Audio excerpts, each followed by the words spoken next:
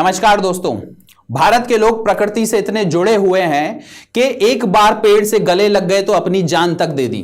दोस्तों, आप अमृता देवी बिश्नोई का बिश्नोई मूवमेंट देख लीजिए, चिपको मूवमेंट, अपिको मूवमेंट देख लीजिए, साइलेंट वैली मूवमेंट देख लीजिए, नर्मदा बचाओ आंदोलन देखिए, या फिर रिसेंट में चल रहा अरावली को बचाने वाला आंदोलन देख लीजिए। हर जगह लोगों ने यह बात प्रूव कर दी है कि किसी भी प्रकार की एनवायरनमेंट से, नेचर से, प्रकृति से अगर छेड़खानी हुई तो इस तरह की छेड़खानी को सहन नहीं किया जाएगा। दोस्तों, ये सारे जो मूवमेंट मैंने बताए ये पीपल्स मूवमेंट है। पीपल्स मूवमेंट का मतलब होता है ये इसकी कोई नेशनल या इंटरनेशनल फंडिंग नहीं हुई है, बाकी वहां के जो लोकल कम्युनिटीज हैं, लोकल लीडर्स हैं, वहां के जो आदिवासी हैं, उन लोगों ने ये मूवमेंट बनाया है। और इसका इंपैक्ट क्या हुआ है दोस्तों? इसका इंपैक्ट इतना भारी था कि गवर्नमेंट की पॉलिसी तक चेंज हो गई, गवर्नमेंट की सोचने की प्रकृति भी चेंज हो गई और एनवायरमेंटल प्रोटेक्शन एक बहुत इंपॉर्टेंट मुद्दा बन गया गवर्नमेंट पॉलिसी का। तो दोस्तों, ये जो सारे मूवमेंट हैं इनके बारे में आज हम पढ़ेंगे, क्योंकि एक बहुत इंपॉर्टेंट मुद्दा देश में चल रहा है और वो है कि अरावली को कैसे बचाया जाए। तो दोस्तों, सबसे पहले हम अरावली को ही देखते हैं, तो बने रहिए मेरे साथ। मेरा नाम है मयंक भारद्वाज और आपका स्वागत है यूट्यूब चैनल श्रीराम्स IAS पर। देखते हैं दोस्तों, ये जो सारे मूवमेंट हुए हैं जिनको हम ये कह रहे हैं कि river of resistance from the people of India, ये देश के अलग अलग जगहों पर हुए हैं। कुछ मूवमेंट राजस्थान में हुए, तो कुछ दिल्ली में हुए, तो कुछ उत्तराखंड में हुए हैं, तो कुछ कर्नाटक में हुए हैं, तो कुछ केरल में हुए हैं। तो दोस्तों, ये देखिए, ये रहा फोटो। ये एक बहुत पावरफुल और इंपॉर्टेंट फोटो है और ये दिखा रहा है कि भारत के लोग एनवायरमेंट के प्रति, प्रकृति के प्रति कितने ज्यादा लगाव रखते हैं। यह फोटो दिखा रहा है कि जब भी प्रकृति को किसी भी प्रकार का संकट आता है, और आजकल जो संकट प्रकृति को आ रहा है वो डेवलपमेंटल प्रोजेक्ट्स के थ्रू आ रहा है, तो लोग ऐसे इस तरह से भीड़ लगा के उसको रेसिस्ट करने लगते हैं, जो कि बहुत ज्यादा इंपॉर्टेंट भी है दोस्तों। तो अब समझते हैं कि अरावली के अंदर जो हुआ वो क्या है।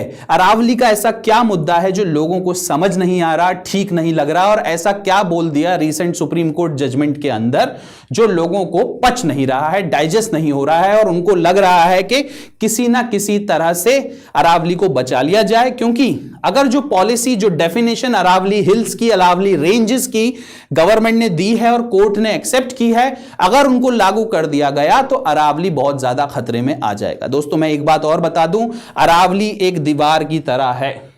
अरावली डेजर्टिफिकेशन को रोकता है। अरावली थार डेजर्ट को दिल्ली और इंडो गाइगेंटिक प्लेन्स की तरफ आने से रोकता है। दिल्ली के पॉल्यूशन का भी एक बहुत बड़ा हिस्सा अरावली की वजह से रुका रहता है, नहीं तो दिल्ली में जो पॉल्यूशन का लेवल देखा गया है इससे कई ज्यादा पॉल्यूशन हो जाएगा। साथ ही साथ में इकोलॉजी, वाटर रिसोर्सेज का बहुत बड़ा एक सोर्स है अरावली, और अगर वो नहीं हुआ, अगर उसको किसी भी प्रकार का खतरा आया, तो दोस्तों एनवायरमेंट और जो इंसान है इसके बीच का जो लिंक है वो कहीं ना कहीं टूटने की बहुत बड़ी आशंका है, बहुत ज्यादा समस्या हो सकती है। बट गवर्नमेंट का कहना है दोस्तों यहां पर कि 90% of the Aravalli will be protected. अब ये बात लोगों को समझ नहीं आ रही है। सबसे पहले डेफिनेशन देखने की कोशिश करते हैं तो हो सकता है आपको थोड़ा समझ में आए। देखिए दोस्तों, एक रेंज होती है, कुछ हिल होते हैं। अब इसमें अलग अलग प्रकार के पहाड़ होते हैं, कुछ बड़े हो सकते हैं, कुछ छोटे हो सकते हैं, कुछ बहुत बड़े हो सकते हैं। तो दोस्तों, अरावली हिल की जो डेफिनेशन दी गई है, और ये जो डेफिनेशन है ये बहुत से स्टेट्स जिसमें अरावली जाती है, गुजरात हो गया, राजस्थान हो गया, हरियाणा हो गया, दिल्ली हो गया, साथ में जो सेंटर की एनवायरनमेंट मिनिस्ट्री है, इन सब ने बैठकर तय की है और उन्होंने कहा है कि 100 मीटर तक पे जो पहाड़ है, मान लीजिए ये पहाड़ 100 मीटर का है, 100 मीटर से ऊपर जो भी पहाड़ है उनको तो अरावली माना जाएगा, और इससे जो नीचे वाले हैं इनको अरावली नहीं माना जाएगा। कहने का मतलब है कि ऐसे कोई पहाड़ जो 100 मीटर से ऊपर के हैं उन सब में माइनिंग नहीं होगी, उन सब में पेड़ों की कटाई नहीं होगी, बल्कि जो नीचे के पहाड़ हैं इन पर हो सकती है।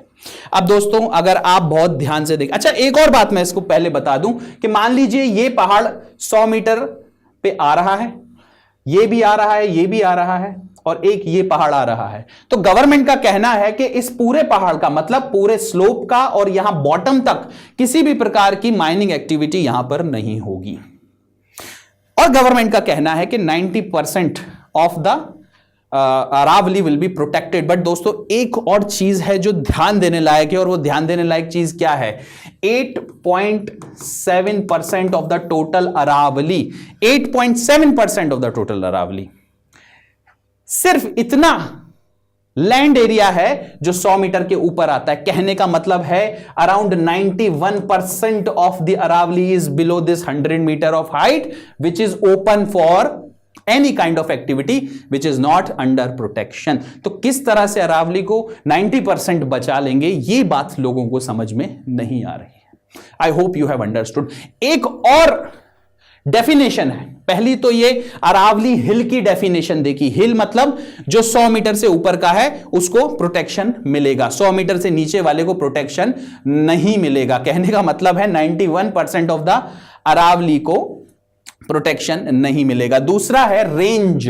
रेंज का मतलब क्या है कि कोई भी एक पहाड़ी जो 100 मीटर से ऊपर की आ रही है और जो दूसरी पहाड़ी 100 मीटर से ऊपर आ रही है, इसके 500 मीटर के रेडियस में जो कुछ भी आ रहा है उसको रेंज बोला जाएगा, और रेंज में भी खुदाई नहीं की जाएगी। अब जो गवर्नमेंट जिन भी चीजों पर डिपेंड कर रही है अपने आर्ग्यूमेंट्स के लिए, वो ये दो डेफिनेशंस पर डिपेंड कर रही है। पहला तो हिल की डेफिनेशन और दूसरी है 500 मीटर की रेंज की डेफिनेशन, और इन दोनों के बेसिस पे बोला जा रहा है कि अराउंड 90% ऑफ द अरावली पे किसी भी प्रकार का फर्क नहीं पड़ेगा। दोस्तों ये जब डेफिनेशन सुप्रीम कोर्ट को दिखाई गई तो सुप्रीम कोर्ट ने इस डेफिनेशन को एक्सेप्ट कर लिया, और धीरे धीरे फिर लोगों के बीच जब ये बात फैली तो ये पूरा मूवमेंट बनना शुरू हो गया है।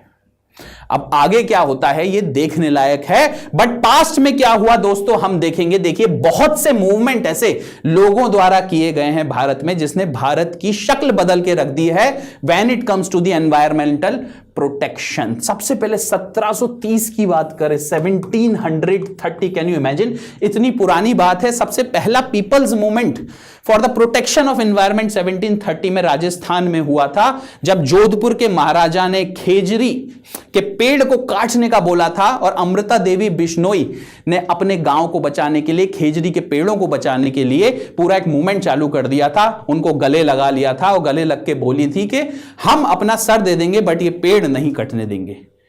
363 लोगों की जान गई थी दोस्तों, बट उसके बाद खेजरी के पेड़ फिर कभी नहीं कटे। उसी तरह से 1973 के अंदर का चिपको मूवमेंट, 1978 का साइलेंट वैली मूवमेंट, 1983 का अपिको मूवमेंट और 1985 का नर्मदा बचाओ आंदोलन बहुत इंपॉर्टेंट है। अगर आप यूपीएससी के छात्र हैं तो ये सारी चीजें आपको पता होनी चाहिए कि क्या हुआ था इन मूवमेंट्स में।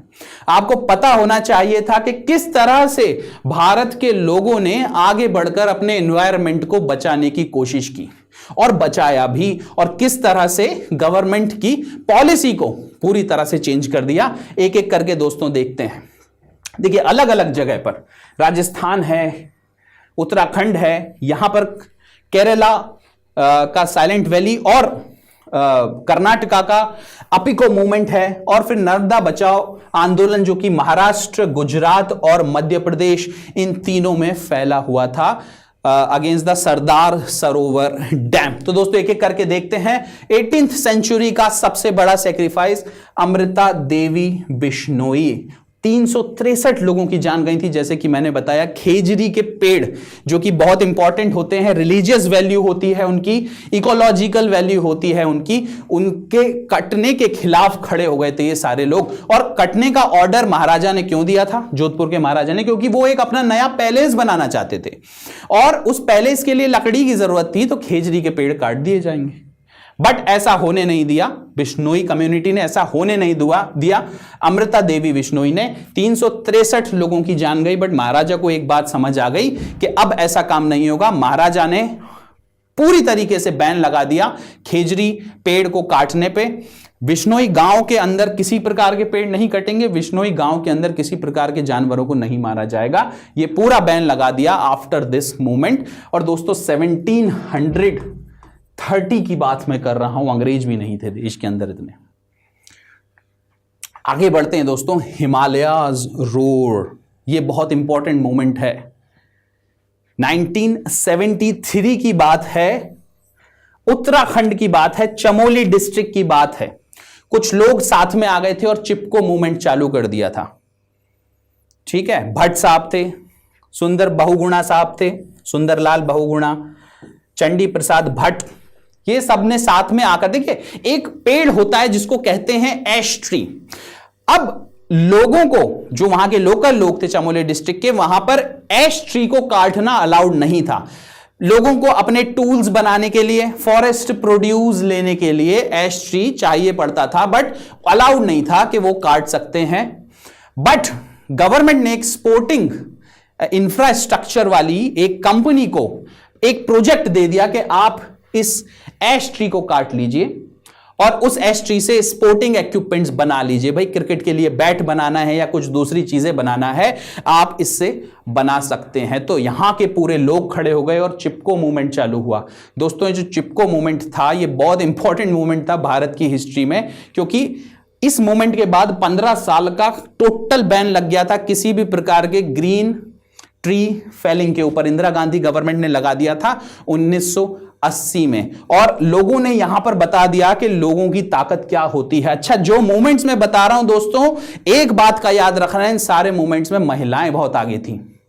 वो आपका अमृता देवी बिश्नोई हो या फिर चिपको मूवमेंट हो, महिलाओं का बहुत इंपॉर्टेंट रोल था। आगे जाके हम पढ़ेंगे मेधा पाटकर ने किस तरह से 1985 के बाद नर्मदा बचाओ आंदोलन खड़ा कर दिया।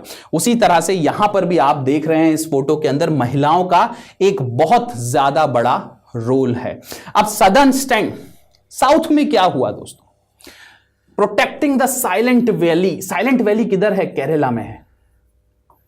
साइलेंट वैली के अंदर क्या हो रहा था? एक डैम बनाया जा रहा था। एक रिवर है, उस रिवर को कहते हैं कुंथी पुझा रिवर। इस रिवर के ऊपर डैम बनाया जा रहा था हाइड्रो इलेक्ट्रिसिटी प्रोड्यूस करने के लिए। और ये डैम की वजह से क्या होता? देखिए डिस्ट्रक्शन होता, और डिस्ट्रक्शन किस चीज का होता? करीब 1000 से ज्यादा ऐसी एंडेमिक स्पीशीज थी प्लांट्स की जो इसकी वजह से चली जाती, मर जाती, खत्म हो जाती। साथ ही साथ में लॉयन टेल्ड मैकाके, ये आपने बार बार पढ़ा होगा, लॉयन टेल्ड मैकाके यूपीएससी में भी पूछा गया है दोस्तों। लॉयन टेल्ड मैकाके यहां पर रहते हैं साइलेंट वैली के अंदर, उनका भी सफाया हो जाता। फिर से लोग खड़े हो गए, साइलेंट वैली मूवमेंट हुआ। और साइलेंट वैली मूवमेंट जो था वो इतना इंपॉर्टेंट मूवमेंट था कि 1978 से 1983 तक चला, और 1984 में साइलेंट वैली को साइलेंट वैली नेशनल पार्क घोषित कर दिया गया। और biosphere reserve, Nilgiri biosphere reserve का एक बहुत इंपॉर्टेंट पार्ट बन गया साइलेंट वैली नेशनल पार्क 1984 में। बहुत सारे मूवमेंट हुए, देखिए मोबिलाइजेशन हुआ, नेशनल अलायंस हुआ। यहां पे केरला सशस्त्र साहित्य परिषद ने बहुत बड़ा मूवमेंट चालू कर दिया था। आप फोटोज में देख सकते हैं कि किस तरह से लोग रोड पर आ गए थे, और इस प्रकार के जो बड़े बड़े हाइड्रो इलेक्ट्रिक प्रोजेक्ट हैं जो एनवायरनमेंट को बहुत ज्यादा नुकसान पहुंचाते हैं, इसके खिलाफ पूरा आंदोलन चालू कर दिया। अगर ये चीज सफल हो जाती उस समय, हाइड्रो इलेक्ट्रिक प्लांट्स और प्रोजेक्ट्स बन जाते, तो शायद आज साइलेंट वैली एक नेशनल पार्क नहीं होता, शायद आज वो नीलगिरी बायोस्फीयर रिजर्व का इतना इंपॉर्टेंट पार्ट दोस्तों नहीं होता। यहां पर भी लोगों ने खड़े होकर यह बता दिया कि उनका कितना ज्यादा लगाव है एनवायरनमेंट से। लोगों ने यहां पर भी खड़े होकर बता दिया कि डेवलपमेंट जरूरी है, इंप्लॉयमेंट जरूरी है, देश का आगे बढ़ना जरूरी है, but not at the cost of the environmental destruction. Environment destruction के कॉस्ट पर अगर कुछ होगा तो फिर लोग रोड पर आ जाएंगे, तो फिर लोग, लोकल कम्युनिटी ही इतना बड़ा आंदोलन बना देगी, और उसको किसी प्रकार की इंटरनेशनल या नेशनल फंडिंग की भी जरूरत नहीं है। यह चीज प्रूव हो चुकी है। ये सारी चीजें एलपीजी रिफॉर्म के पहले हुई थी दोस्तों। कोई बहुत ज्यादा बड़ी इकोनॉमिक एक्टिविटीज उस समय देश में नहीं होती थी। आज तो और ज्यादा सजग रहने की जरूरत है, because not only the national industries but the international MNCs want to come to India to dig our land, to mine our land and cut our forest. तो हमको बहुत ज्यादा इस चीज को सोचना है और आगे बढ़ना है। देखिए फिर चिपको मूवमेंट शुरू हुआ। ये जो चिपको मूवमेंट के बाद अपिको मूवमेंट। देखिए अपिको का मतलब क्या होता है, और अपिको मूवमेंट जो हुआ था ये वेस्टर्न घाट्स में हुआ था, कर्नाटका की बात है। देखिए अपिको एक कन्नड़ भाषा का शब्द है जिसका मतलब होता है टू एम्ब्रेस और टू हग। तो ये चिपको मूवमेंट से ही प्रेरित था अपिको। चिपको जैसे एक हिंदी का वर्ड है, वैसे ही अपिको कन्नड़ भाषा का वर्ड है, दोनों का मतलब सेम होता है। यहां पर भी जो वेस्टर्न घाट है जो कि बहुत बड़ा एक बायोडायवर्सिटी हॉटस्पॉट है। दोस्तों आपको पता है दुनिया में 36 बायोडायवर्सिटी हॉटस्पॉट हैं और उसमें से 4 भारत के अंदर हैं। 4 आर देयर इन इंडिया। कौन कौन से हैं? सबसे पहला तो हिमालय, दूसरा सुंडरलैंड, तीसरा इंडो बर्मा और चौथा वेस्टर्न घाट्स। अगर ये अपिको मूवमेंट नहीं होता तो हो सकता है वेस्टर्न घाट्स जिस तरह से एक बड़ा बायोडायवर्सिटी रिजर्व है, जिस तरह से एक बहुत इंपॉर्टेंट इको सेंसिटिव जोन है, वो नहीं बचता, खत्म हो गया होता। बायोडायवर्सिटी रिजर्व होने के लिए भी करीब 1500 ऐसी स्पीशीज हैं जो एंडेमिक होना जरूरी है, मतलब वहीं की हैं, लोकल हैं, बाहर से नहीं लाई गई हैं, और साथ में 70% डिस्ट्रक्शन हो गया हो। कहने का मतलब है वेस्टर्न घाट की जो एंडेमिक स्पीशीज हैं उनका करीब 70% तो वैसे ही डिस्ट्रक्शन हो चुका है, 30% वो बची हुई हैं, बट फिर भी इतना ज्यादा इको सेंसिटिव जोन है, इतनी ज्यादा रिच बायोडायवर्सिटी है वहां की कि हम किसी भी प्रकार का डिस्ट्रक्शन या फिर इस तरह के एनवायरमेंटल या इस तरह के इकोनॉमिक प्रोजेक्ट, इंफ्रास्ट्रक्चरल प्रोजेक्ट वहां पे सहन नहीं कर सकते जो उसकी बायोडायवर्सिटी को फर्दर डिग्रेड करे। बहुत इंपॉर्टेंट मूवमेंट था अपिको मूवमेंट। यहां पर भी चिपको की तरह वहां के जो लोकल लोग थे उन्होंने लगातार 38 डेज तक, 38 दिनों तक संघर्ष किया था और फाइनली स्टेट गवर्नमेंट ने एक तरह का बैन लगा दिया था कि किसी भी प्रकार की ट्री फेलिंग, लॉगिंग, पेड़ों को काटना यहां पर नहीं होगा।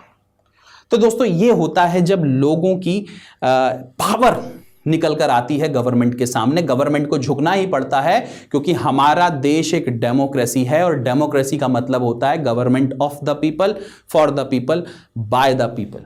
कहने का मतलब होता है जो रिप्रेजेंटेटिव्स हमने चुने हुए हैं वो लोगों ने चुने हुए हैं।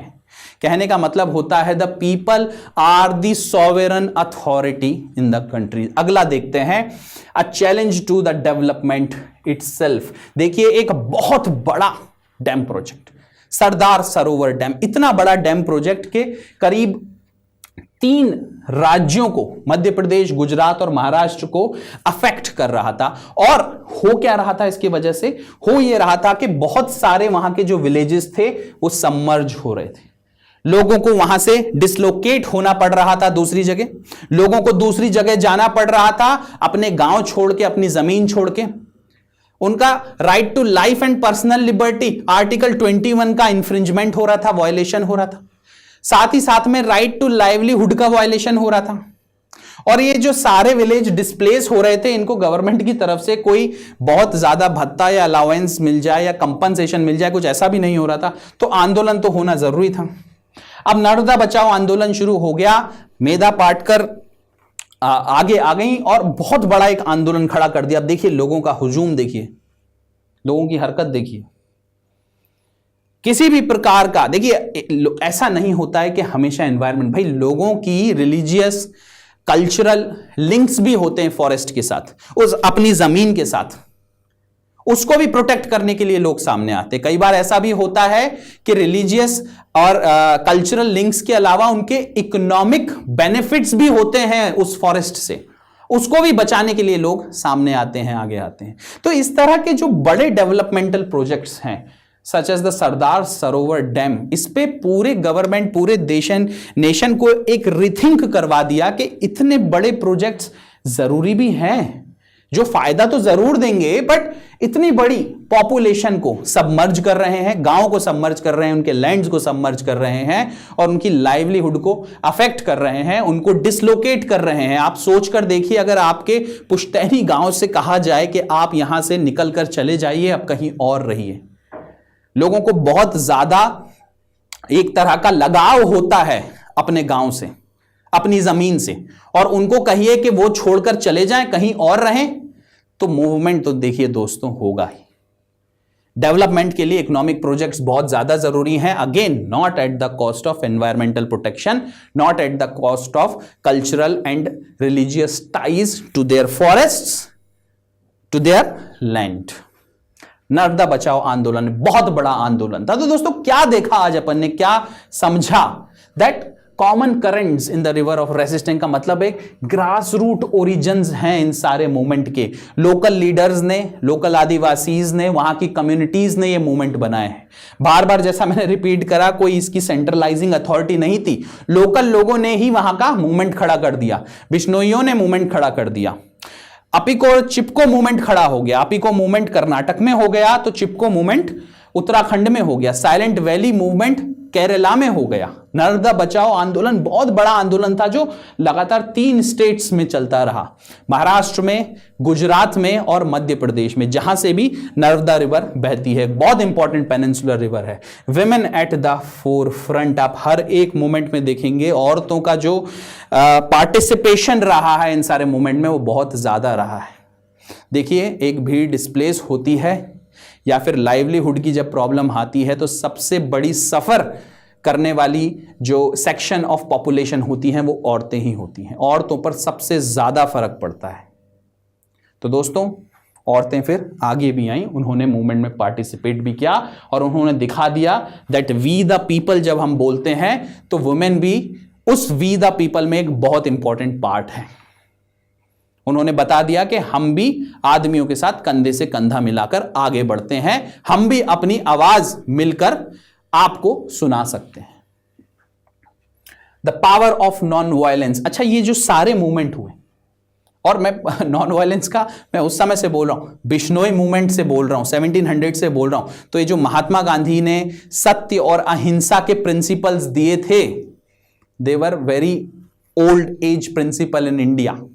इनका ओरिजिन महात्मा गांधी से ही नहीं हुआ है, महात्मा गांधी भी यहीं के थे ना, महात्मा गांधी ने भी यहीं से चीजें सीखी थी। बहुत पहले से भारत की सभ्यता में, भारत की संस्कृति में सत्य और अहिंसा जुड़ा हुआ है, एम्बेडेड है। नॉन वायलेंस हमारे वे ऑफ लाइफ है एक तरह से। तो जो बिश्नोई मूवमेंट हुआ था 1730 में, जो इंपॉर्टेंट मूवमेंट हुआ था राजस्थान के अंदर, उसमें भी जो पेड़ों को गले लगाया गया था, कोई सरकार, उस समय की जो सरकार थी, जो महाराजा थे, उनके खिलाफ कोई वायलेंट रिवोल्ट नहीं कर दिया गया था। ये बताता है कि किस समय से नॉन वायलेंस हमारे देश में प्रैक्टिस हो रहा है, उसको इतना इंपॉर्टेंस दिया जा रहा है। और उसके बाद के जितने भी मूवमेंट हैं जो अभी हमने देखे, लोग रोड पे आ रहे हैं, प्रोटेस्ट कर रहे हैं, बट वायलेंट नहीं हो रहे। ना नर्मदा बचाओ आंदोलन में वायलेंस हुआ, ना चिपको अपिको मूवमेंट में वायलेंस हुआ, ना ही साइलेंट वैली मूवमेंट में वायलेंस हुआ, ना ही अभी जो अरावली के लिए आंदोलन हो रहा है उसमें भी किसी भी प्रकार का वायलेंस नहीं है। दोस्तों, challenging the paradigm, policy making जो देश में होती है उसमें एनवायरमेंट और एनवायरमेंटल प्रोटेक्शन कितना बड़ा पार्ट प्ले करते हैं, यह देखना बहुत ज्यादा जरूरी है। अगर आप किसी भी प्रकार की पॉलिसी बना रहे हैं और वो आपके एनवायरनमेंट को खतरा पहुंचा रही है, तो इस प्रकार के डेवलपमेंट का कोई जरूरत नहीं है। देखिए दोस्तों, कोविड-19 के समय कुछ ऐसी स्टडीज हुई थी जो बता रही थी कि अगर जगह हरी भरी होती है, फॉरेस्ट होते हैं, तो आप देखेंगे कि जो स्प्रेड ऑफ वायरस है ये बहुत ज्यादा कम हो जाता है। अगर ऐसे शहर रहेंगे जहां पे पेड़ों का नामो निशान नहीं है, जहां कोई बायोडायवर्सिटी हॉटस्पॉट नहीं है, जहां कहीं पर भी कोई भी अर्बन जंगल नहीं है, वहां पर इस तरह की बीमारियां, कोविड जैसी बीमारियां बहुत ज्यादा और बहुत जल्दी, बहुत तेजी से, बहुत सुचारू रूप से फैल जाती हैं।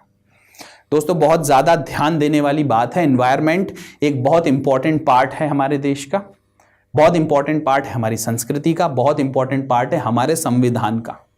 और ये जो भी मूवमेंट जो भी हमने भारत में हुए हैं, आज पढ़े हैं, ये बताते हैं कि कहीं ना कहीं सरकार को भी ये चीज़ जानना पड़ेगा, सेंसिटिव होना पड़ेगा कि भाई कहीं पे तो 28 से 30 हज़ार करोड़ के प्रोजेक्ट्स हैं और कहीं पे एनवायरनमेंट है, तो आप किसको प्रायोरिटी देंगे?